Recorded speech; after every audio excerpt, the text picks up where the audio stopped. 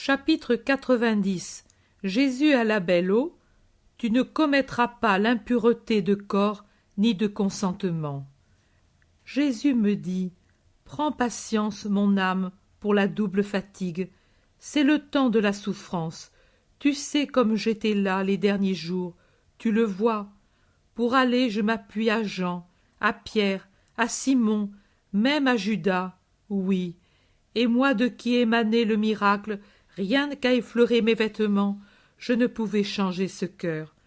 Laisse-moi m'appuyer à toi, petit Jean, pour redire les paroles déjà dites dans mes derniers jours à ces esprits opiniâtrement fermés, sur lesquels l'annonce de mon supplice coulait sans pénétrer. Laisse aussi au maître de parler de ces heures de prédication sur la triste plaine de la belle eau. Je te bénirai 2 fois pour ta fatigue et pour ta pitié. Je compte tes efforts, je recueille tes larmes. Aux efforts pour l'amour des frères, on donnera la récompense de ceux qui se consument à faire connaître Dieu aux hommes. Pour les larmes que tu verses sur les souffrances de ma dernière semaine, il te sera donné en récompense le baiser de Jésus. Écris et sois béni. Jésus est debout sur un tas de tables dressées comme une tribune dans l'une des pièces, la dernière. Il parle à très haute voix près de la porte pour être entendu par ceux qui sont dans la pièce ainsi que par ceux qui sont sous le hangar et jusque dans la cour inondée par la pluie. Sous leur sombre manteau de laine brute sur laquelle l'eau glisse, on dirait des religieux. Dans la pièce, ce sont les plus faibles. Sous le hangar, les femmes. Dans la cour exposée à l'eau, les gens robustes, des hommes surtout. Pierre va et vient, déchaussé, avec seulement son vêtement court, protégé par une toile qui s'est mise sur la tête. Il ne perd pas sa bonne humeur, même s'il doit patauger dans l'eau et subir une douche imprévue. Avec lui, il y a Jean, André et Jacques. Ils transportent avec précaution des malades dans l'autre pièce, guident des aveugles et soutiennent des estropiés. Jésus attend avec patience que tout le monde soit à sa place et s'afflige seulement que les 4 disciples soient trempés comme une éponge qu'on retire d'un seau d'eau. « Ce n'est rien, rien, nous sommes comme du bois poissé, ne te tracasse pas, nous recevons un second baptême, et le baptiseur, c'est Dieu lui-même, » répond Pierre au regret de Jésus. Finalement, tout le monde est en place et Pierre pense pouvoir aller mettre un vêtement sec. Et il le fait avec les 3 autres.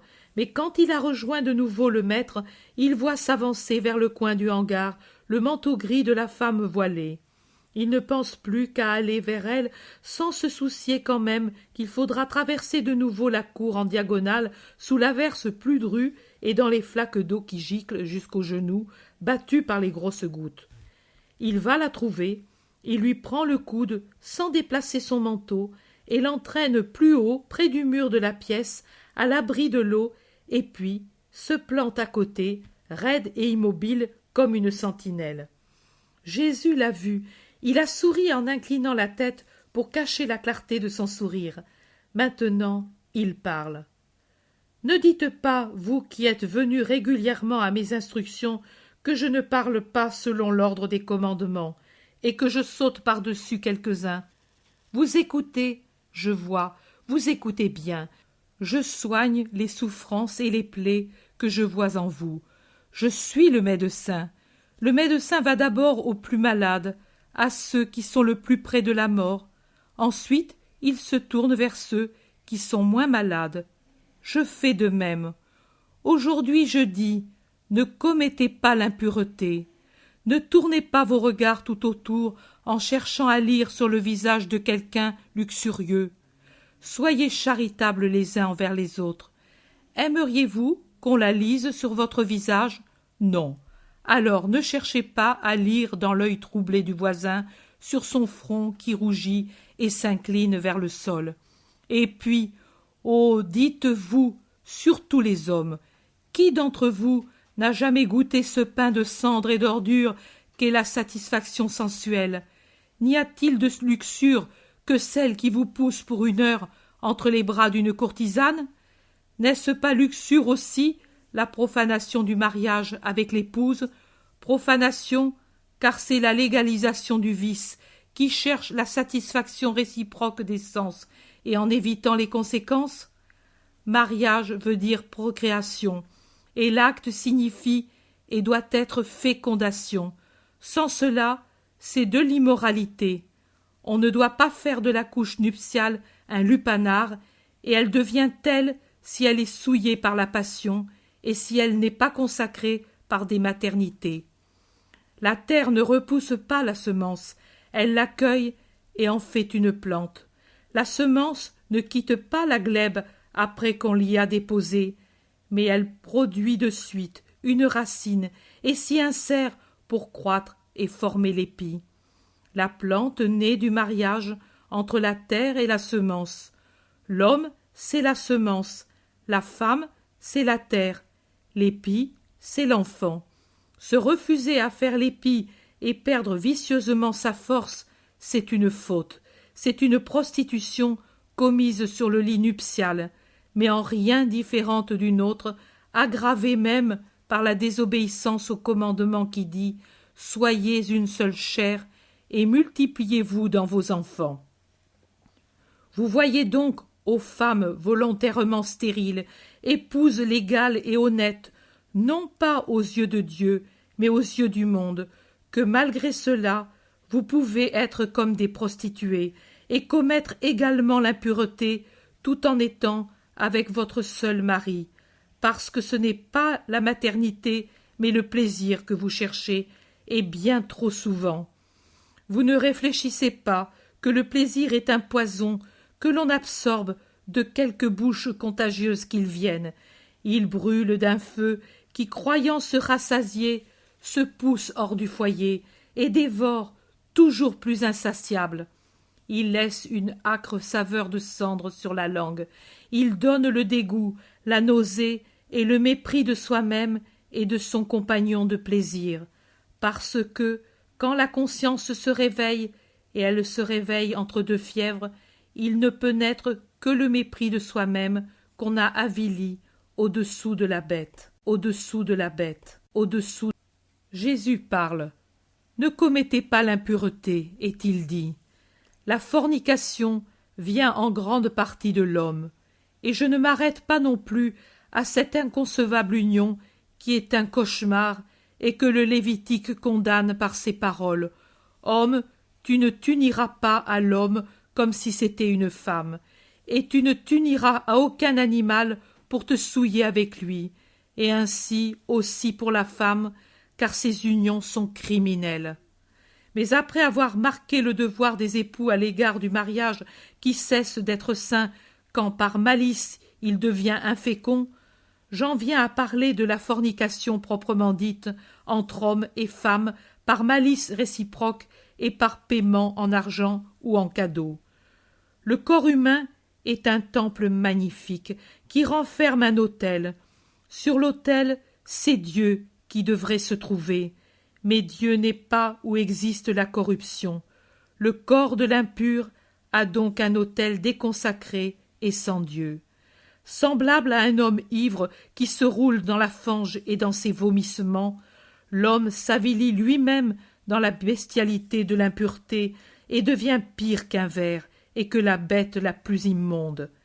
Et dites-moi, si parmi vous il y a quelqu'un qui s'est dépravé au point de vendre son corps comme on vend du blé ou un animal, quel bien vous en est-il venu?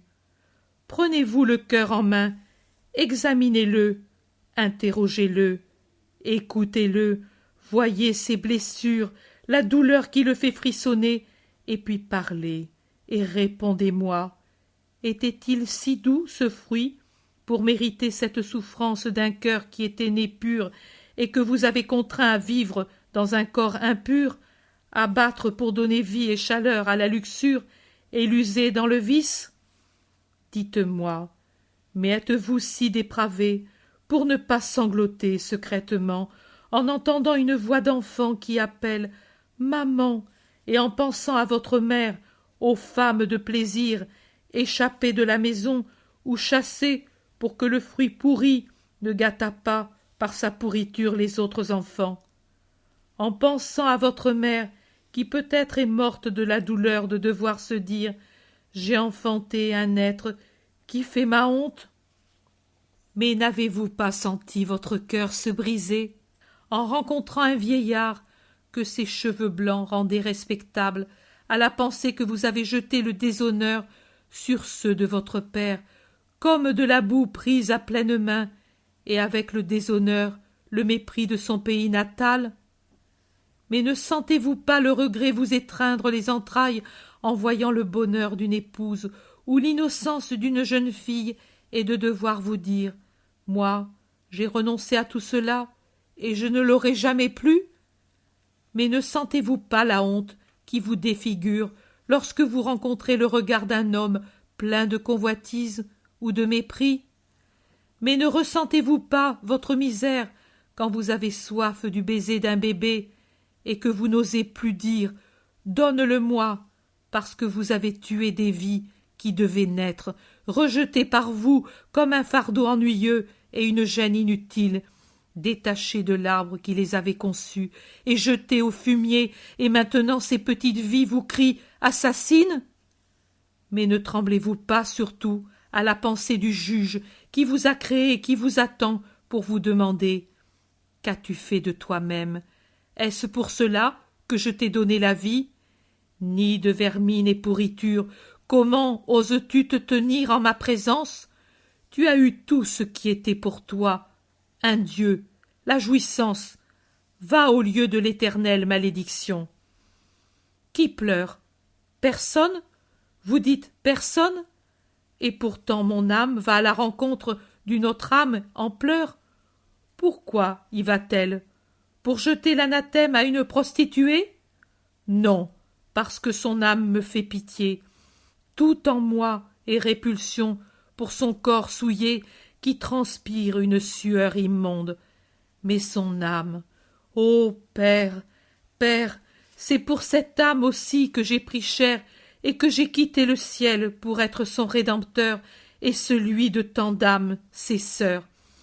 Pourquoi ne devrais-je pas recueillir cette brebis errante, l'amener au bercail, la purifier, l'unir au troupeau, lui donner des pâturages et un amour qui soit parfait, comme seul le mien peut l'être? Si différent de ce à quoi jusqu'ici elle donnait le nom d'amour, alors que ce n'était que haine, un amour si compatissant, si complet, si doux, pour qu'elle ne pleure plus le temps passé, ou qu'elle le pleure seulement pour dire « J'ai perdu trop de jours loin de toi, éternelle beauté. Qui me rendra le temps perdu? Comment goûter, dans le peu de temps qui me reste à vivre, ce que j'aurais goûté si j'étais toujours restée pure? Et pourtant, ne pleure pas, âme foulée aux pieds par toute la luxure du monde. Écoute, tu es une loque dégoûtante, mais tu peux devenir une fleur. Tu es un fumier, mais tu peux devenir un parterre fleuri. Tu es un animal immonde, mais tu peux devenir un ange. Un jour tu l'as été, tu dansais sur les prés en fleurs roses parmi les roses, fraîches comme elles, exhalant le parfum de ta virginité. Tu as chanté, sereine, tes chansons de bambine, et puis tu courais vers la mère, vers le père, et tu leur disais « Vous êtes mes amours !» Et l'invisible gardien, que toute créature a à son côté, souriait devant la blancheur azurée de ton âme. Et puis pourquoi as-tu arraché tes ailes de petite innocente? Pourquoi as-tu foulé aux pieds un cœur de père et de mère pour courir vers d'autres cœurs dont tu n'étais pas sûr? Pourquoi as-tu abaissé ta voix pure en lui faisant dire de mensongères paroles d'un faux amour? Pourquoi as-tu brisé la tige de la rose en te violant toi-même? Repens-toi, fille de Dieu. Le repentir est renouvellement, purification, élan vers les hauteurs. L'homme ne peut-il pas te pardonner? Même ton Père ne le pourrait-il pas? Mais Dieu le peut, car la bonté de Dieu ne peut se comparer à la bonté humaine, et sa miséricorde est infiniment plus grande que la misère de l'homme. Honore toi-même, en rendant par une vie honnête ton âme digne d'honneur. Justifie-toi auprès de Dieu, en ne péchant plus contre ton âme. Fais-toi un nom nouveau auprès de Dieu. Voilà ce qui a de la valeur. Tu es le vice, deviens l'honnêteté, deviens le sacrifice, deviens la martyre de ton repentir. Tu as bien su martyriser ton cœur pour faire jouir la chair. Maintenant, sache martyriser ta chair pour donner une paix éternelle à ton cœur.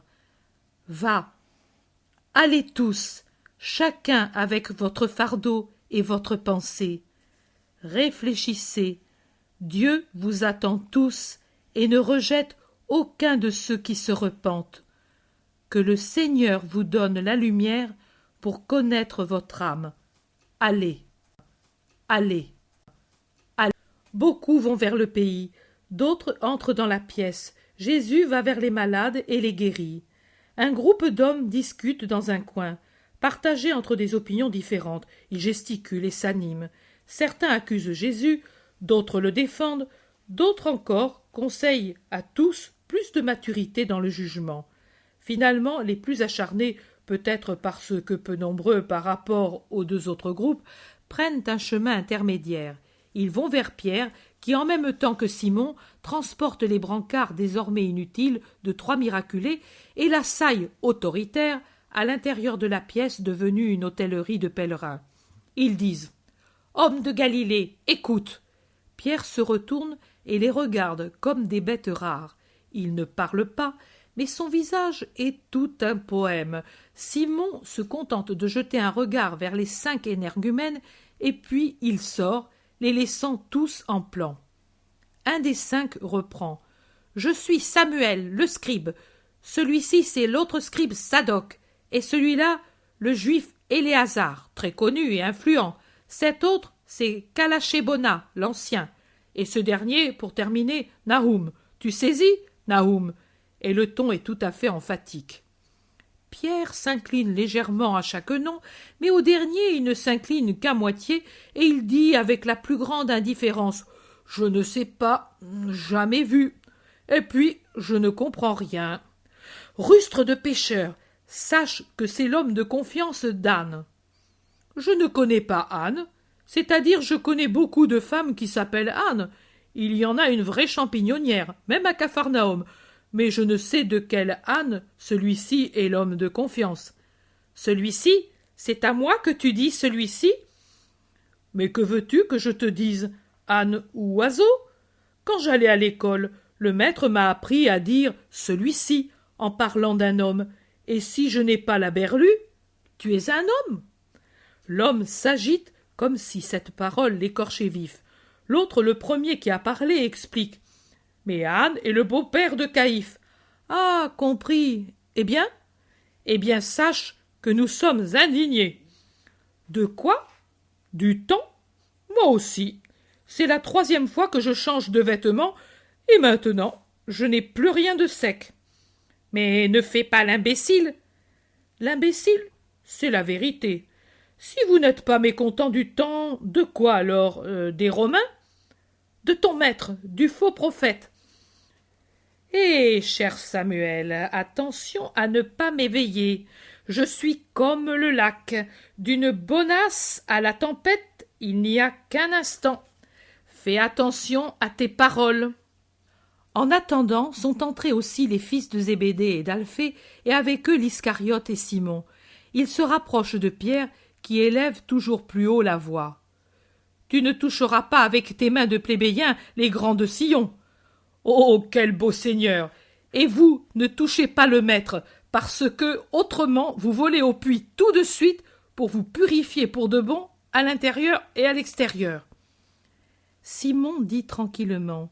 « Je fais observer aux savants du temple que la maison est une propriété privée. » Et l'Iscariote renchérit, et que le maître, j'en suis garant, a toujours eu pour la maison d'autrui, et la première entre toutes la maison du Seigneur, le plus grand respect. Qu'on traite la sienne avec le même respect.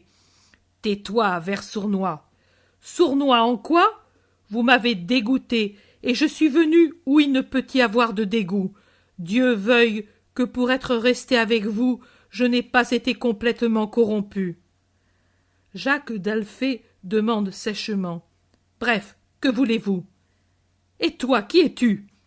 Je suis Jacques d'Alphée, Alphée de Jacob, et Jacob de Mathan, et Mathan d'Éléazar, et si tu veux, je te nomme tous mes ancêtres, jusqu'au roi David d'où je descends. Et je suis le cousin du Messie. Je te prie donc de parler avec moi de souche royale et de race juive, s'il déplaît à ta grandeur de parler avec un honnête Israélite qui connaît Dieu mieux que Gamaliel et que Caïphe. Allons, parle.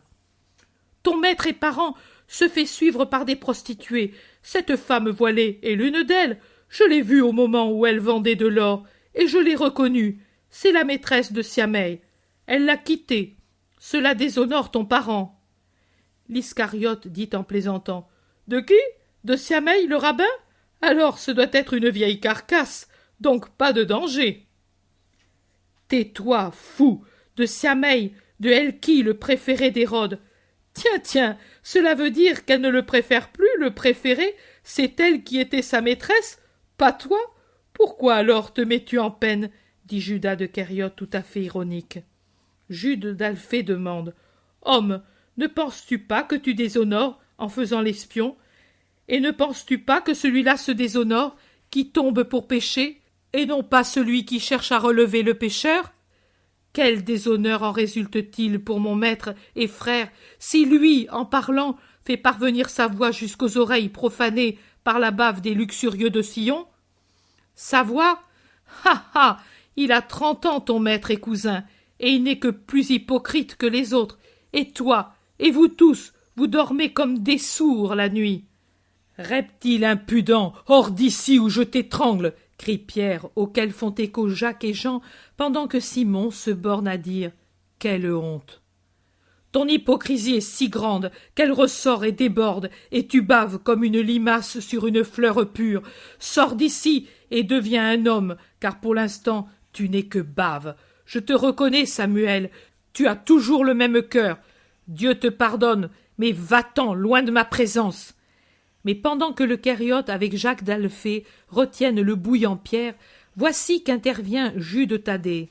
Dans sa démarche, il ressemble plus que jamais à son cousin, et il a dans le regard la même flamme azurée, et son air en impose. Il crie comme un tonnerre. C'est lui-même qu'il déshonore, celui qui cherche à déshonorer l'innocent. Les yeux et la langue, Dieu les a faits pour opérer des œuvres saintes. Le calomniateur les profane et les avilit en leur faisant faire des œuvres mauvaises. Je ne me souillerai pas moi-même par un acte mauvais contre tes cheveux blancs, mais je te rappelle que les méchants haïssent l'homme intègre et que le sot épanche sa malveillance sans même réfléchir qu'il se trahit. Qui vit dans les ténèbres échange pour un reptile le rameau fleuri, mais qui vit dans la lumière voit les choses comme elles sont et les défend si on les attaque par amour de la justice. Nous vivons dans la lumière. Nous sommes la chaste et belle génération des fils de la lumière, et notre chef, c'est le saint, qui ne connaît pas la femme ni le péché. Nous le suivons et le défendons contre ses ennemis, pour lesquels, comme lui nous l'a enseigné, nous n'avons pas de haine, mais au contraire, nous prions pour eux. Apprends, vieillard, la leçon d'un jeune homme parvenu à la maturité, parce que la sagesse l'a instruit à ne pas tenir des propos irréfléchis et à ne pas être en fait de bien impropre à rien.